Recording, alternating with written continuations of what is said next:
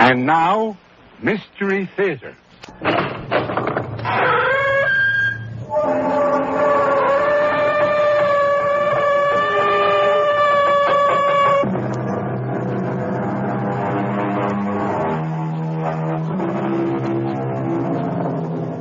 Come in. Welcome. I'm E.G. Marshall.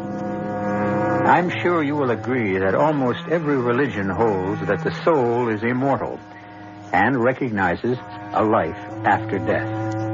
However, we're going to be telling you about people who believe in reincarnation, and they have a somewhat different approach to immortality.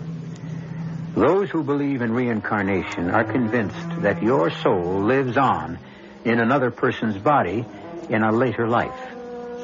Some men and women even claim they remember bits and pieces of their former lives. I see a gallows. It's a hanging. I can hear the creak of the gibbet and the rattle of chains. I hear them plainly. There are people watching. People dressed strangely. Dressed in clothing of a different century. Some of them are eating and drinking. They're enjoying watching a man hang. A man like me. Me. David Matson, who lives today. I see them. And they're hanging. And I know I was there. I was there.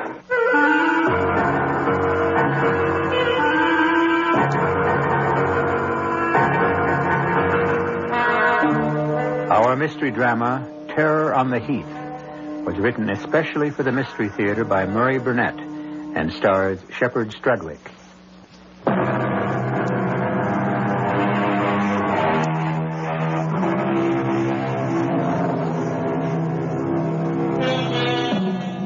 Are you a browser? I mean a browser in a bookstore? If you are, you'll readily acknowledge that bookstores are sectioned off with books in various classifications. One of the largest sections has become the how-to books. On those shelves, the reader can find a book that will tell him how to do almost anything, from painting or sewing to making a harpsichord. Everything, that is, except a book telling a man how to explain to his wife that he's leaving her. David, darling, I didn't know this was serious. Very serious. But whatever it is, we'll weather it. We've had quite a few ups and downs in 10 years of marriage. We'll handle it together. That's just it. This is something that you'll have to handle alone. I don't understand. Look, Jan, I don't know any other way of saying this. I'm going to leave you. You mean that, don't you? Yes, I'm sorry. All right, David. Why? I can't tell you. You can't tell me. David, look at me. I'm the woman you love. At least I think you loved me for 10 years. You're not going to... I still love you, Jan, I swear. Then why are you leaving? Because I have to.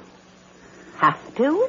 You won't have a thing to worry about. I'll take care of you and the children just as if I were living. I just don't believe this whole scene. It's like something out of Alice in Wonderland. Or Edgar Allan Poe. What? I think $2,500 a month should cover everything. But if you need more... What did you mean about Edgar Allan Poe? Nothing. Is $2,500 going to be... You're using words as a smokescreen to hide the truth. We've never done that. I guess there's no way a man can ever tell a woman he's leaving. All I want is the reason why you're leaving. That's just what I can't tell you. What are you going to tell the children? Isn't that your job? You're the one who's leaving. Oh, David, this isn't like you. What's happened? I wish it was something simple and less cruel, like being able to say, Jen, I've fallen in love and I want a divorce, but it isn't like that at all. Then what is it like? A horror story.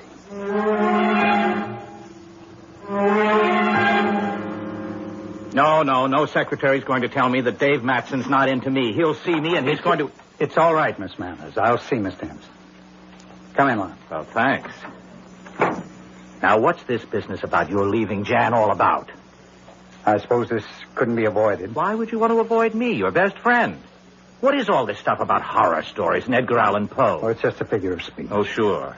Just enough to make you walk away from what I know was a good marriage. Thanks, Lon. And you're going to tell me why you're doing it. But only if you give me your solemn promise that you won't tell Jan or Cecily. But that's exactly... I know. That's exactly why you came. To find out and try to help. To tell Jan. But that's the one thing you can't do. Okay. You have my word. I'd like you to look at these photostatic copies of English newspapers of the 1850s.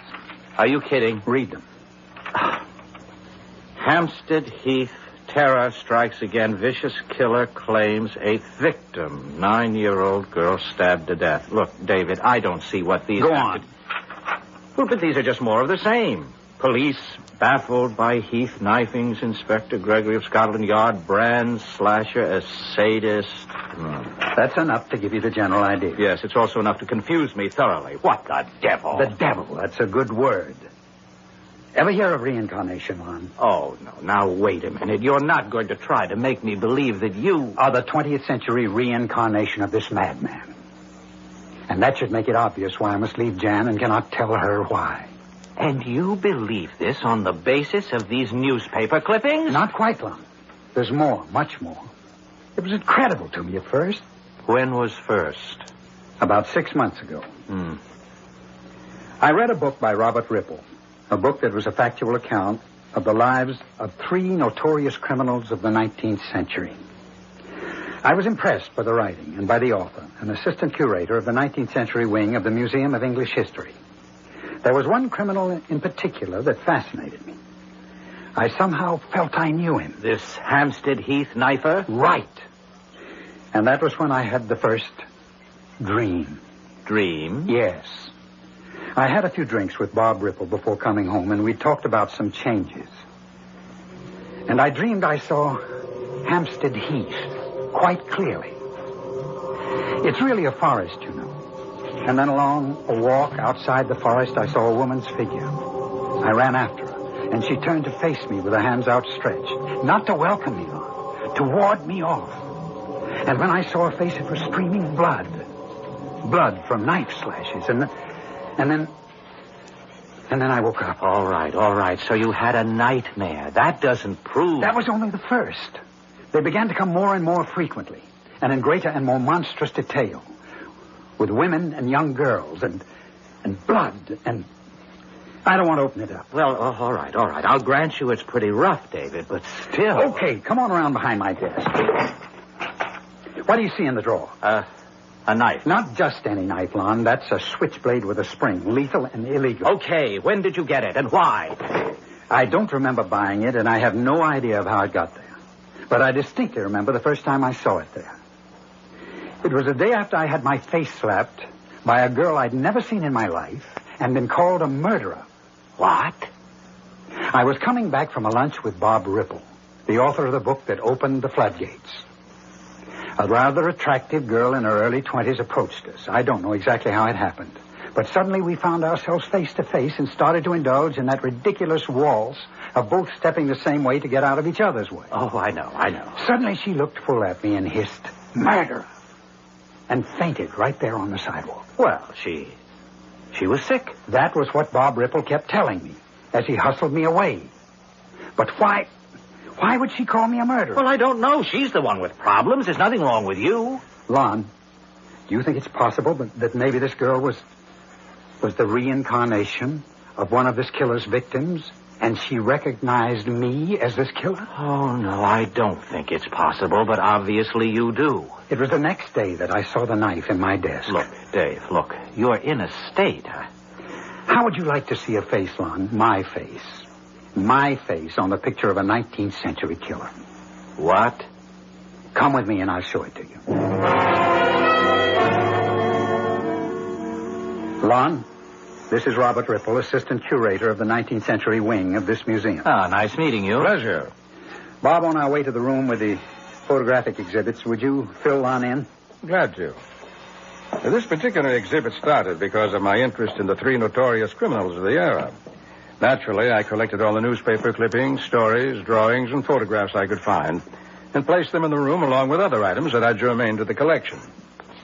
Now here are exhibited the Dagguerotypes of some of the fabulous characters of the period, along with the criminals. And here, Lon, take a look at this Dagguerotype and tell me what you think. Let me see. Well, good-looking guy, nice face.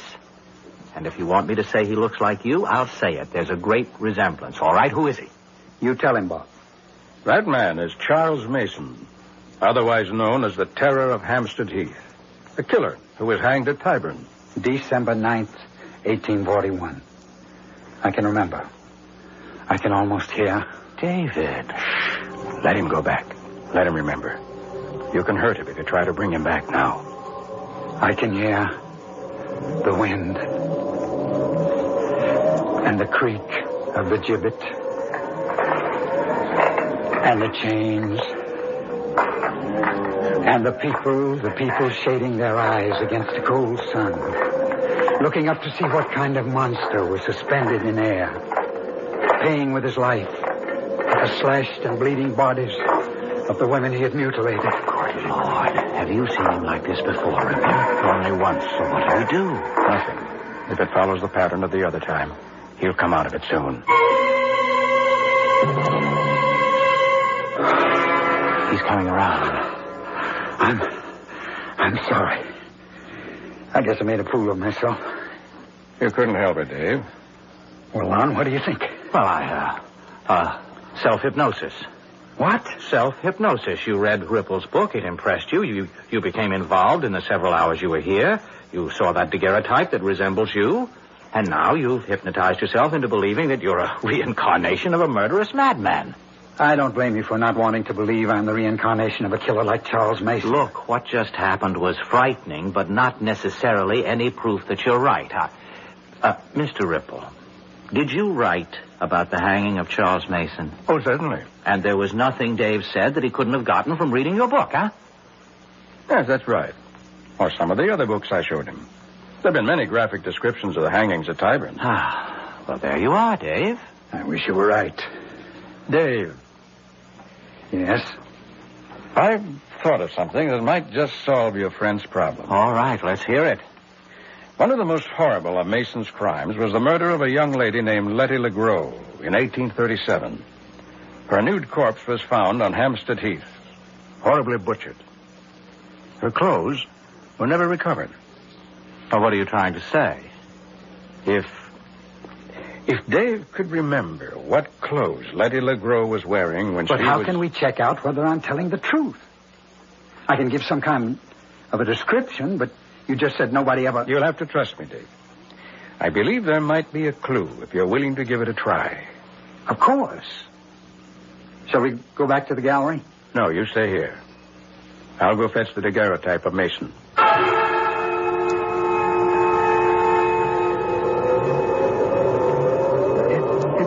Hard to see because there's a storm brewing. I see the leaves blowing and the trees bending. There's something else. A figure. A woman. Oh, please. I mustn't slip or fall. He's following me. I know he's following. Oh, dear God. Help me. Help me. I see something glowing. A dress. Yes. It's a dress. A long dress. The girl is holding it up as she's running. I have to catch He's it. gaining.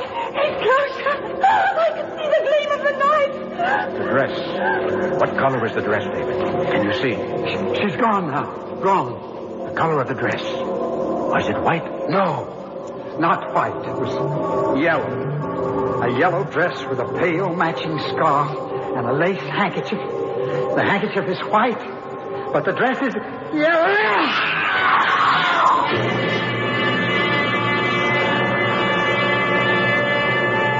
There have been some fairly convincing arguments on the side of reincarnations.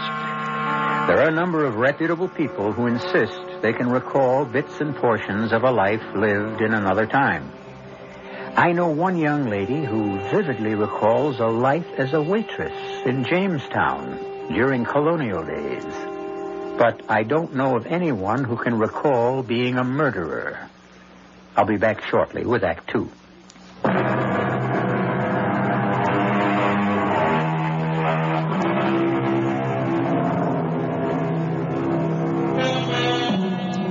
Most people go to museums to view the works of art. David Matson took his best friend, Lon Henderson, to a museum to prove to Henderson that he, Matson, was really the reincarnation of a monstrous killer of the 19th century named Charles Mason. He showed Lon a Dagguerotype of Mason, and Lon was impressed by the resemblance, but he demanded more positive proof. Bob, you said there might be some clue. You could learn something if I identified some clothes that a girl was wearing. I did. Did you find the clue? I'm afraid we did, Dave. Afraid? That means you believe that Dave is the reincarnation of Charles Mason? I told you the clothes that Letty LeGros wore when she was slashed to death have never been found. What I didn't tell you was that some 6 or 7 years after her murder, a fine piece of white cambric that had obviously been a lady's handkerchief was found on the Heath together with some yellow material. Some historians were convinced that the handkerchief had been Letty LeGros and that the yellow material was part of a dress she'd been wearing. But no one could prove it. Until now. Until now. Until you just described a yellow dress and a white handkerchief.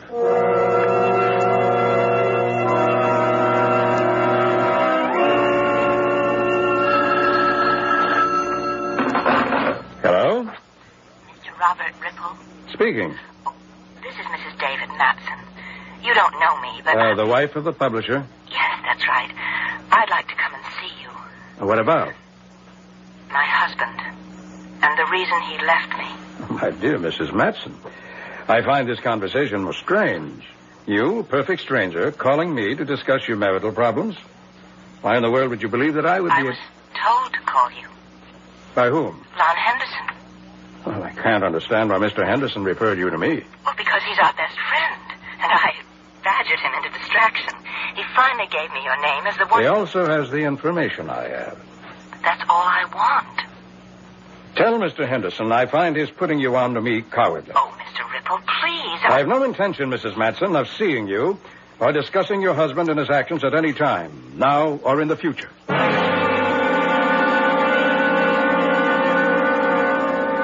I must thank you, Mr. Ripple, for your courtesy in showing me so much of your part of the museum. Not at all, Mrs. Larson. When the curator called and told me you were interested in becoming a patron of the museum, it was only natural we should try to show you the sort of things in which we spend your money. Well, and you've impressed me, very much so. If you don't think me impertinent, Mrs. Larson, how much so? Did you have any specific sum for a contribution in mind? Not precisely. I really need more information. Now, I must return to Boston later today, so... Well, I just want to thank you for making time for me in your busy schedule. Pleasure. Oh, wait. This picture... Dagguerotype, Mrs. Larson. Well, whatever. Now, this man, he looks so familiar. Who is he? A notorious killer. A man named Charles Mason who was hanged in 1841. Now, if we could move on. Just a moment. Now, this may seem a somewhat strange request, but I would like this Dagguerotype. I beg your pardon? I'd like to purchase it. Or let me say, I would make a substantial bequest to the museum if I could have this picture. And why would you want that particular picture, Mrs. Larson? I take it no other will do? Well, surely I don't have to explain. No, if but I you just do. Want... Guard. Guard. What are you doing? What? Calling a guard to escort you out of the building, Mrs. Matson. Why are you... And I'd advise you not to make a fuss. Because if you so much as utter another syllable, I'll call the police and have you arrested for impersonating a donor when you had no such intention. Now get out of here. I honestly wish I could help you, Mrs. Matson, but as I told you before, Mr. Henderson has been on the golf course all afternoon. But I told you to get a message to him that it was a matter of life and death. Well, we have tried, Mrs. Matson. I don't know why he hasn't called or even if he received the message. Now, listen, tell him I'm coming out to see him, and he should wait there for me no matter what happens.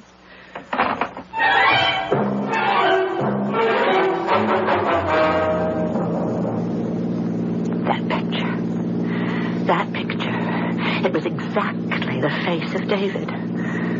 I've got to find Lon. He's trying to avoid me. It's too dark now for him to be out on the golf course. Oh, ouch. Oh, there's gravel.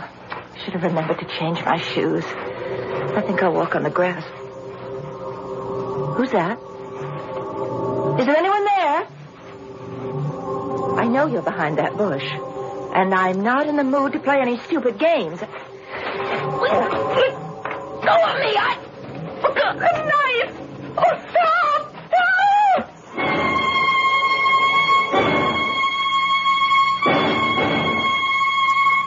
Help! Oh, Jan, do you realize that guy could have killed you? I don't know. I don't know why he came at me. But I'm very glad you got there when you did. Well, I didn't. I missed catching him. Didn't you see his face? No. He came up from behind me. He circled around the bushes. Oh, I see.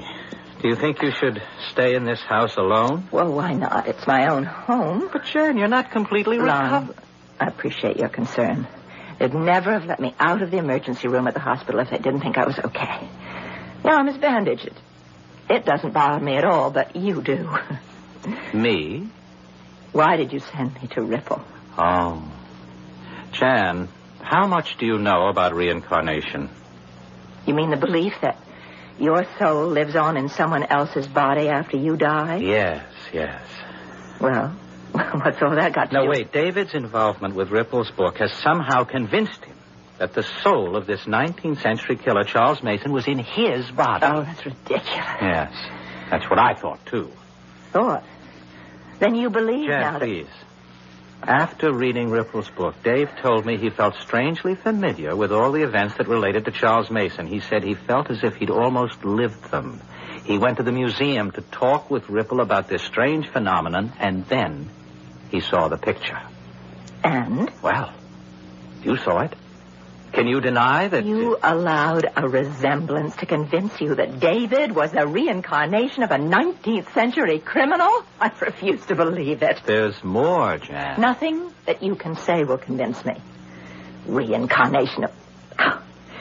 Listen, people have been arguing about whether there really is such a thing as a soul for centuries. Now listen to me. David looked at that picture and went into some sort of a trance. He recalled actual scenes and incidents from more than 100 years ago. David is a bright man with a vast store of knowledge.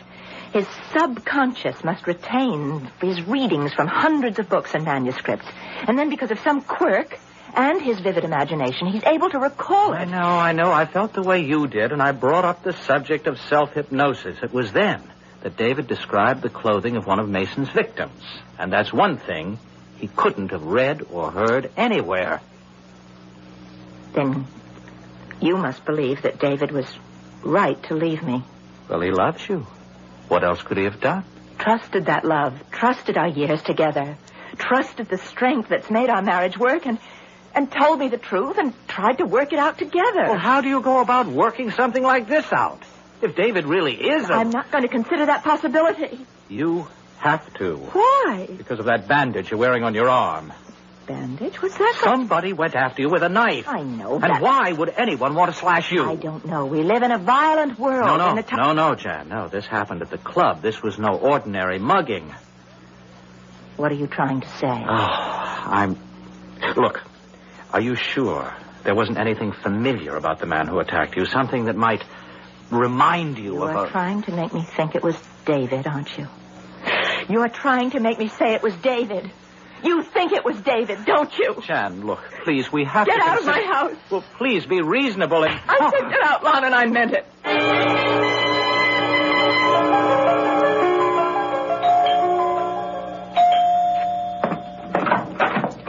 Oh, Lon. Oh, I'm so glad you came. Now, I apologize for my behavior the other night. There was no excuse. No. I forgive you, Jan. I understand. But what do you want from me now? To go with me to see Jason Beckwith and tell him everything you know about this strange delusion of David's. Jason Beckwith? He's a professor of Romance languages at the university. And he's also a highly regarded student of the occult. I shouldn't say student. He's an acknowledged authority. Jan, have you seen today's paper? No. Then you haven't read the story about the woman who was killed in the park last night? Lon, I promised I wouldn't lose my temper, no matter how many ridiculous things Now, hold you it. said. It's not ridiculous. A woman was slashed to death in Hudson Park early this morning by a man with a knife. Now, that's a newspaper And I story. suppose that you don't have a sneaking suspicion that that man with a knife might have been David. You bet I have. David is not a killer. All right. Why don't you call him and ask him where he was He last night? couldn't kill anyone. Are you afraid to call him?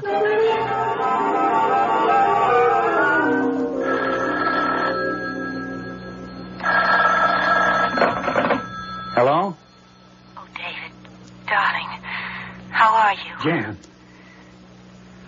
Look, Jan, if you didn't get the check, I'm sorry, but I really have been bombed out for the past few days. I don't know Bombed out? whether... What kind of talk is that? Look, Jan, I'm not the guy you knew. Don't you try to tell me who you are, David. You're talking to the girl who married you. You just don't know what you're up against. But I do. I do know. You know? I know exactly what you believe, and I also know it's a lot of nonsense. Oh, darling, I want you to come home. Lon should never have told you. He betrayed me and did you no good. I can't face you now, ever. David, listen. Well? He hung up on me. Mm-hmm. And what about last night? He couldn't remember. Well, I guess he must have been drinking. Bombed out was the phrase he used.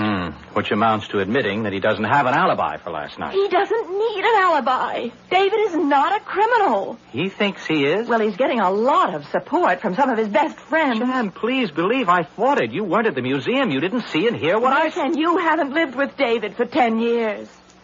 You think you can ever know David as I do? Oh, well, how can I answer that? Don't try. Just come along with me and keep the appointment with Professor Beckwith.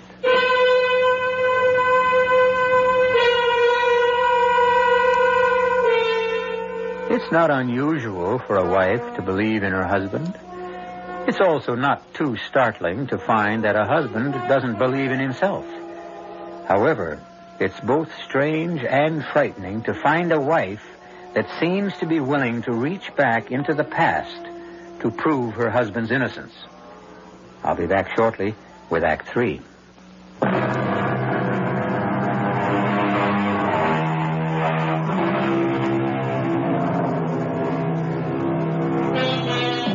The power of love against the power of death. The power of good against evil.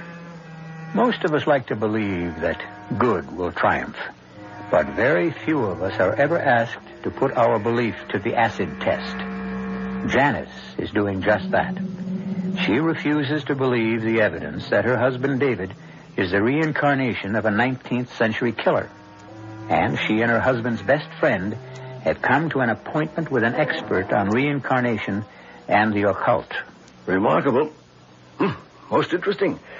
In fact, one of the most remarkable stories I've ever heard. Professor, you can take my word for it. I saw just what I told you. Nothing came from my imagination. My dear Henderson, do stop calling me professor, and do stop being so defensive. I know you told me the truth. You don't mean you believe David is a reincarnation of that killer? My dear Mrs. Matson. Jan. My dear Jan, before I can answer that question and before you panic, you have to understand more about the whole theory of reincarnation. That's why we're here. Now, reincarnation is part of some, but not all, Oriental religions. The belief that the soul needs to be reborn. And final liberation and release from this need is the highest possible achievement. But why is there a need to be reborn? Because of impurities in the soul. Oh, or sin, Professor? I'm sorry, Mr. Beckwith. The final liberation of the soul, Henderson, is possible only for a human being who has attained purity of thought. And if one doesn't have this purity of thought? Then a new life is generated from an old, just as a new candle is lighted from an old one. A new life, you said? That's right. Completely new and completely different? Trying perhaps to rid yourself of impurities? Possibly. Well, then, how do you account for the almost total recall that Dave had for the events and crimes connected with Charles Mason? One explanation would be that he remembers them. But if David was striving for a new life... I didn't say there wouldn't be traces and memories of another life. And I believe David has surfaced these memories. But that doesn't necessarily prove David Matson is the reincarnation of Charles Mason. Well, how else could Dave have known He about could have experienced the things he recalled as a spectator. Oh, no way, Beckwith. I was in the museum and you weren't. I saw and heard a deep emotional involvement on Dave's part. He was no spectator. Henderson, you've just put your finger on the single most significant bits of evidence in this whole strange history. In fact, it's the cornerstone of the theory I'm beginning to form.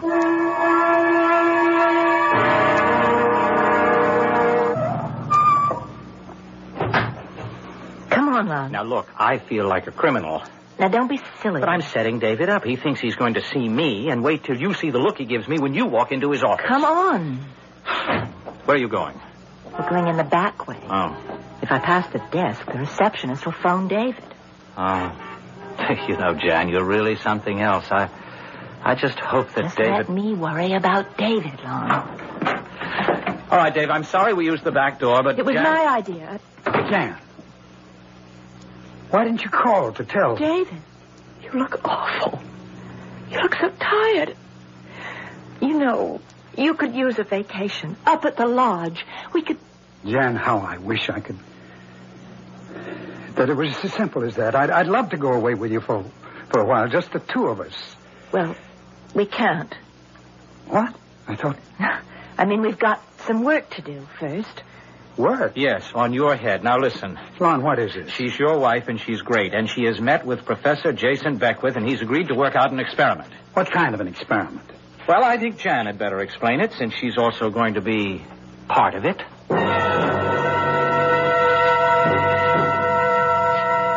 Sorry, Jan. It sounds too risky. But, darling, I've told you, it's a controlled experiment. Who's controlling it? Beckwith? Yes, and Lon will be there, too. The plain truth, Jan, is that I'm afraid. Well, of course. And you're afraid to come home, and you're afraid to see me alone, and you're afraid to face the night. Is that the way you want to live for the rest of your life? I may have to. But don't you see? The experiment offers us a way out. I know you're not Charles Mason in any way. The way you say it, you almost make me believe it. Well, it's true. So trust me. Oh, I trust you. It's me I'm worried about. How's your arm? Oh, it's much better. You can see it's out of the sling. The police haven't found who attacked you yet. They're working on it. Now, when do you want me to arrange for this? You're badly hurt. No, it's just a surface cut. Now, listen, David, darling. Excuse me. I'll be back in a moment. I'm not feeling... David? I'll be with you in a minute, Jan. Lon, go after him. What? Go on, hurry. David. Oh, darling, don't. Don't put that gun down, Dave. Don't. No.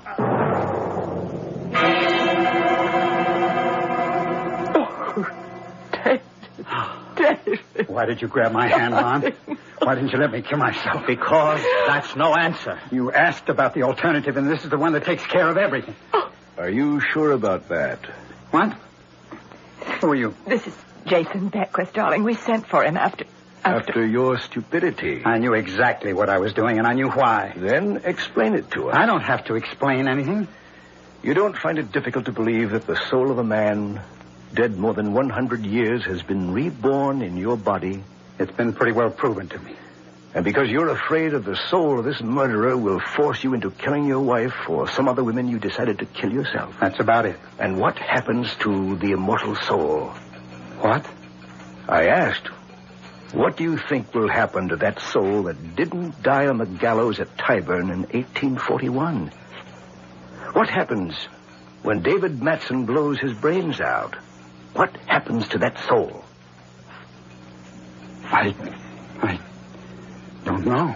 Think about it. Does it go on to inhabit another body and continue killing? I wouldn't know that. Do you? No, but I'd like to try and find out if you'll help me and go along with the experiment I have in mind.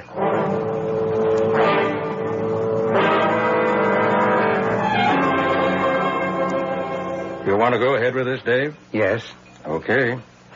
But I'm under orders to inform you that this will be the last experiment into the past conducted on these premises. And the professor's briefed you on what we hope to accomplish here tonight? No, not completely. I assume it's a continuation of your trips into the past. With some additions, Mr. Ripple. Those marbles you have in that bag? All right. Interesting. I assume they're going to play some part in the proposed experiment. Oh, they are. As will the clothing I have in this box. Is that a knife? It is. With a sharp blade? As sharp as I could get it. Don't you think that... I believe that on the top floor of this museum, there's a long, narrow corridor which runs the length of the building? Correct. Connects two rarely used storerooms. I must warn you, it's probably very stuffy up there. Is there a window we can open? Well, yes, but... Good. With the exception of Jan, I suggest we all get up there quickly.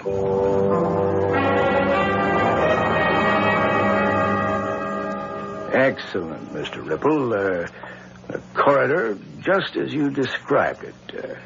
And now the window's been opened, and we're all gathered here ready to start. I thought Jan was... She told me she had to be part of the experiment. Oh, she'll be along later, David. There were some things we had to keep from you. Ripple, is there any way you could light this corridor better? It's fine the way it is. I'll move down the corridor. Can you see this? Something shining. The knife is quite visible to anyone with normal eyesight, Professor. Good. Now, Henderson, if you'll station yourself about halfway down the corridor and wait there. And don't touch the marbles. Oh, don't worry. Never was any good at shooting marbles, Beckwith. Where do you want me, Professor? As we agreed, wherever you think you'd serve the museum's interest best. I think I'll stay near you. Fine. Now, what we have is the corridor, perfect view, and along the corridor, gleaming knife. David, you stand on my right. Mr. Ripple, that puts you on my left. Mm-hmm. Now, we all agree the corridor is quite empty. Now, Mr. Ripple, may I have the Dagguerotype? Here you are. Thanks. Now, David, look closely at this face. The face of a man named Charles Mason. And David, as I drop the marbles one by one on the stone floor, they'll start to bounce. And bounce, back through the years. Listen to them bouncing. Bouncing down the long corridor of time. And the years slide by, alive with the echoes of the past. Do you see them, David? I see them and hear them. Ripple. I'm walking along near the top of the hill on the heath, and I see a single horseman. He's silhouetted for a moment against the moon. He comes riding, and he stops. He dismounts, and he hides so carefully in the bushes. Beckwith, for heaven's sake, what's happening? That's Ripple. He's under two. He thinks he's there. They stand stone still, the man and the horse. The bushes hide them. A lady. She's walking. She has a cape with a hood. I can't see her face. Jan, be careful. Pretty lace and pretty face are no help against sharp steel. No, it's Ripple. He's got the knife. He's down the corridor. Jan, look out! I've got him. I'm not going to touch him. The window, Dave. Watch the window. David, the knife! Help! Hold me!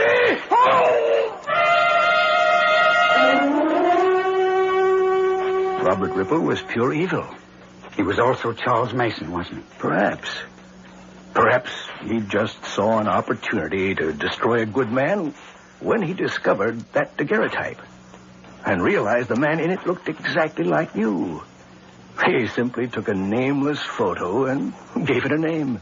He gave me the horrors. But, Professor, isn't there any chance of finding out who the man in that picture really was. I'd like to know his real name. Oh, David, my darling. Let's just live in the 20th century. I admit it's difficult enough, but it's our very own.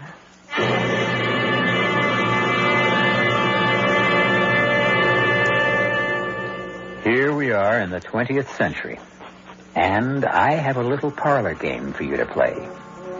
Imagine yourself as some famous character in history whom you know and admire. Okay?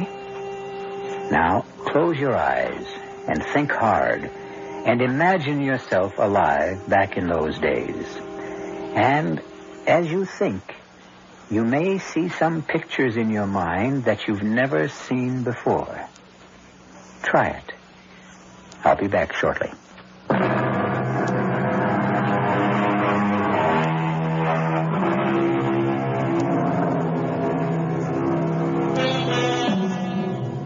I find this whole question of reincarnation fascinating. But there's an area that's not very well covered in the books and essays that have been written. And that is the question of animals and their souls. Do they possess souls? And indeed, do they return in some form as some other animal? Or, which I don't like to believe, are those of us who sin greatly reduced to becoming animals before we can stop trying to be reborn? Our cast included Sheppard, Strudwick, Marian, Seldes, William Redfield, Alon Clark, and Chris Gampel. The entire production was under the direction of Himan Brown. This is E.G. Marshall inviting you to return to our Mystery Theater for another adventure in the macabre. Until next time, pleasant dreams.